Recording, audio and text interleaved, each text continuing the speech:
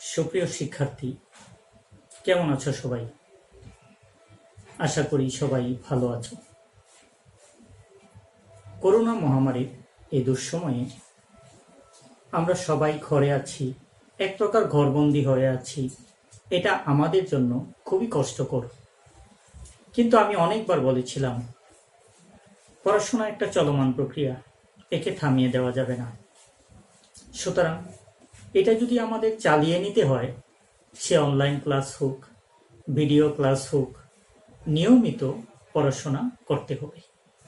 যে কোনোভাবে তোমার যদি আরও কোনো উৎস থাকে, বাবা আছেন, মা আছেন, ভাই বোন আছেন, যে কোনোভাবে তুমি পড়াশোনা চালিয়ে যাও।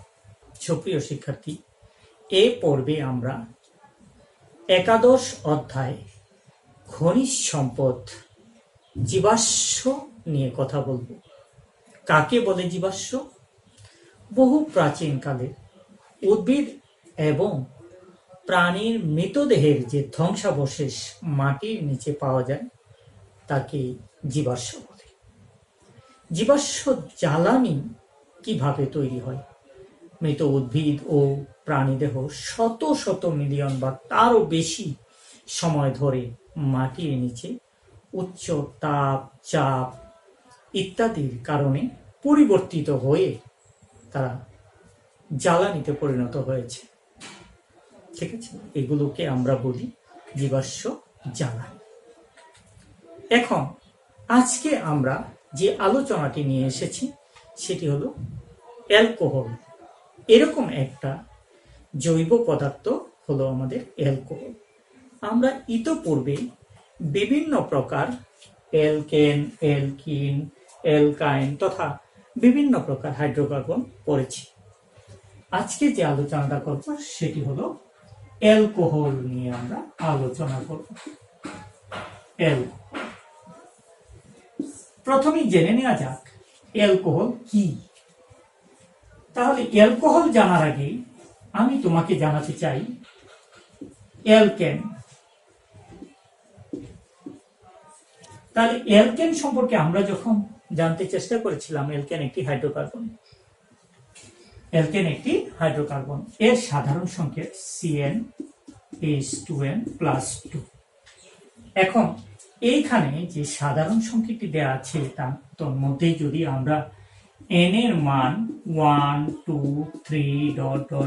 ইত্যাদি বসালে দেখা যাবে প্রথম যে অ্যালকেনটি আসবে সেটি হলো C1H2 + 1 + 2 আসবে CH4। আমরা এটিকে বলেছিলাম মিথেন। একইভাবে পরবর্তী অ্যালকেনটি আমরা যদি n এর মান 2 বসাই তাহলে আসবে C2H6 ইথেন। এখন আমরা যেহেতু আলোচনা করছি অ্যালকোহল, তাহলে আমরা এখান থেকে আবার চলে যাই অ্যালকেনের CnH2n+2 এর একটি হাইড্রোজেন এর পরিবর্তে যদি বন্ড OH, তার মানে হাইড্রোক্সাইড, তাহলে হাইড্রোক্সাইড মূলকটি আসে, তবে সেটি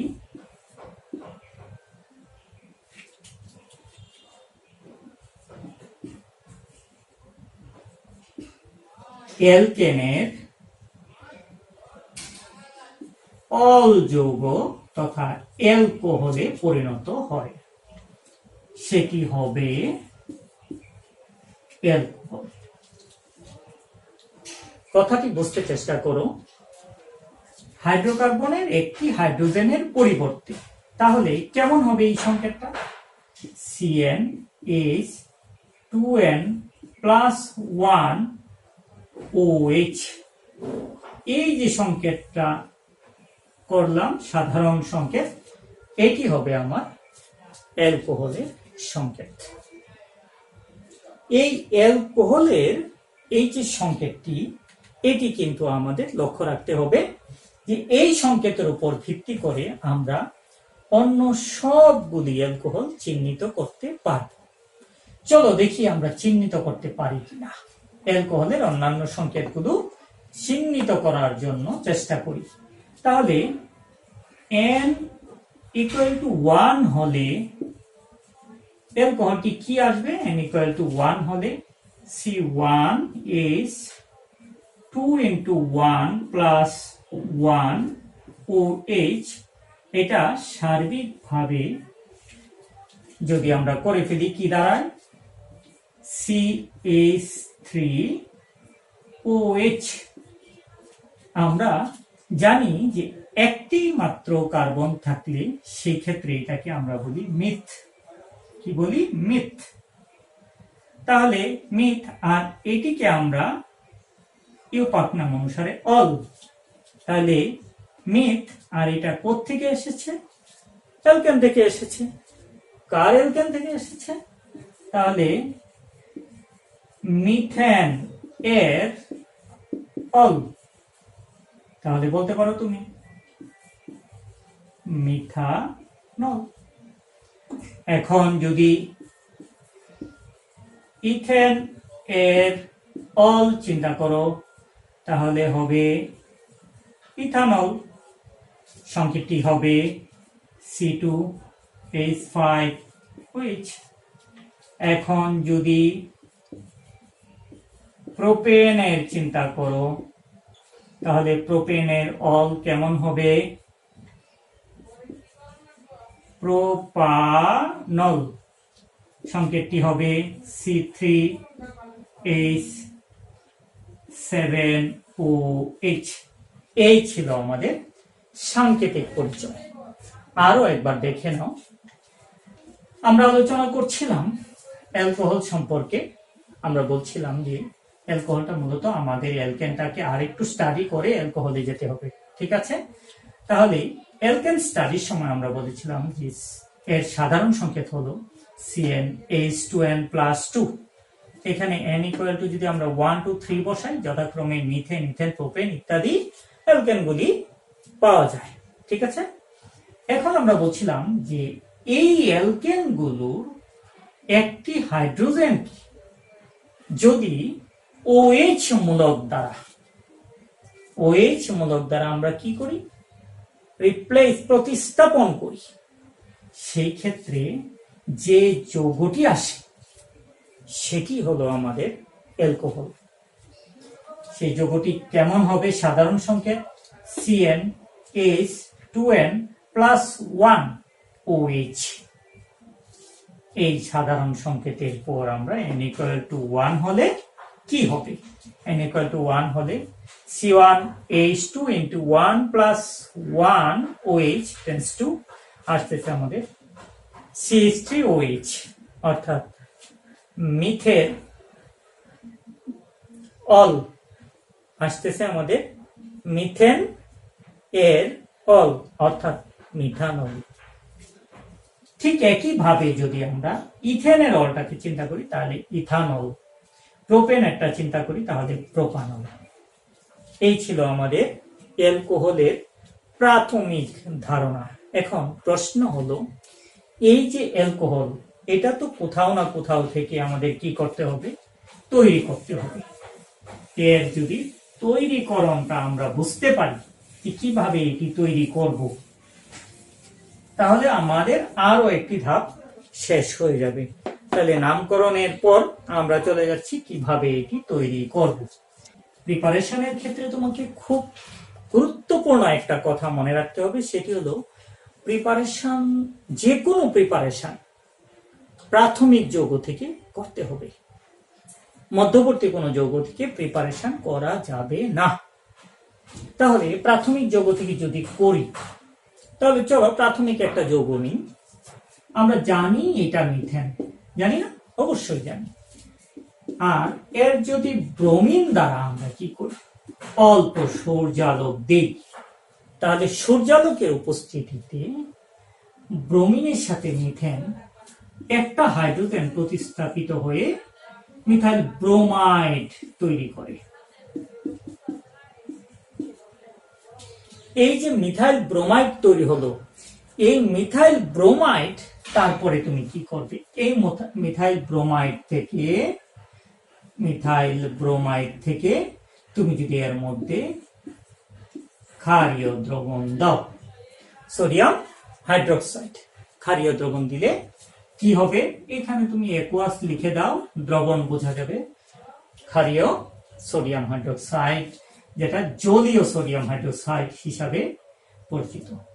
এনিওয়ে দেখো, এখানে মিথাইল ব্রোমাইড থেকে এর সাথে সোডিয়াম হাইড্রোক্সাইড যদি যোগ করি তাহলে কি হবে, তাহলে রিঅ্যাকশনটা হবে CH3 ওই মিথানল, আর এই যে এখানে হবে সোডিয়াম ব্রোমাইড। এই হলো আমাদের প্রাথমিক যৌগ থেকে কিভাবে আমরা একটা অ্যালকোহল তৈরি করব। আমরা আরো একটা অ্যালকোহল তৈরি করি, তাহলে তোমাদের বিষয়টা আরেকটু পরিষ্কার হবে। সুপ্রিয় শিক্ষার্থী, ঠিক একইভাবে তুমি আরেকটি যৌগ C2H6 ইথেন, প্রাথমিক যৌগ, তুমি এখানে ব্রোমিন দিতে পারো, দিয়ে সূর্যালোকের উপস্থিতিতে সেটি কি হবে, তাহলে C2H5 ethyl bromide, H hydrogen bromide উৎপন্ন হবে। উৎপন্ন ইথাইল ব্রোমাইডকে ক্ষারীয় দ্রবণ, আগের মতোই ক্ষারীয় দ্রবণ দ্বারা যদি বিক্রিয়া করানো হয় তাহলে হবে হলো C2H5OH ইথানল উৎপন্ন হবে এবং সোডিয়াম ব্রোমাইড। এই ছিল তোমার মানে একটি যৌগ কিভাবে আমরা অ্যালকোহল বিভিন্ন প্রকার অ্যালকোহল তৈরি করব। এখন এই যে অ্যালকোহল আমরা বিভিন্ন ভাবে তৈরি করতে পারি, এই অ্যালকোহলটার প্রাথমিক যৌগটা কিন্তু তোমাকে অবশ্যই নিতে হবে। তুমি কিন্তু আরো বড় অ্যালকোহলও তৈরি করতে পারবে এর দ্বারা। তাহলে মনে রাখতে হবে, প্রত্যেকটা প্রিপারেশন আমাদের প্রাথমিক যৌগ থেকে শুরু করতে হবে।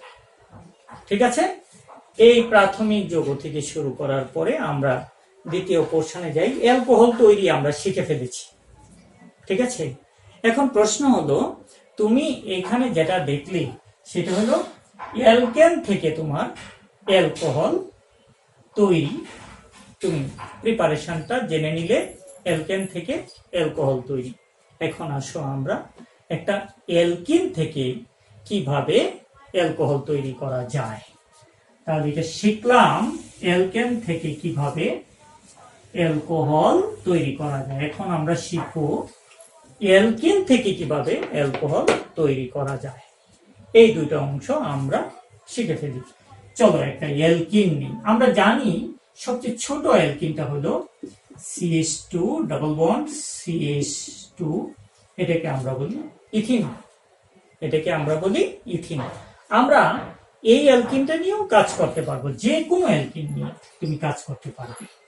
তাহলে এর সাথে তুমি যদি হাইড্রোজেন ব্রোমাইড যোগ করো, এর সাথে হাইড্রোজেন ব্রোমাইড যোগ করলে কি হবে, হাইড্রোজেন ব্রোমাইড যোগ করলে তারপরে কার উপস্থিতি, হাইড্রোজেন পারক্সাইড H2O2 হাইড্রোজেন পারক্সাইডের উপস্থিতিতে এটা আবার কি হবে, CH3 বন্ড CH2 Br, মানে ইথাইল ব্রোমাইডে পরিণত হবে।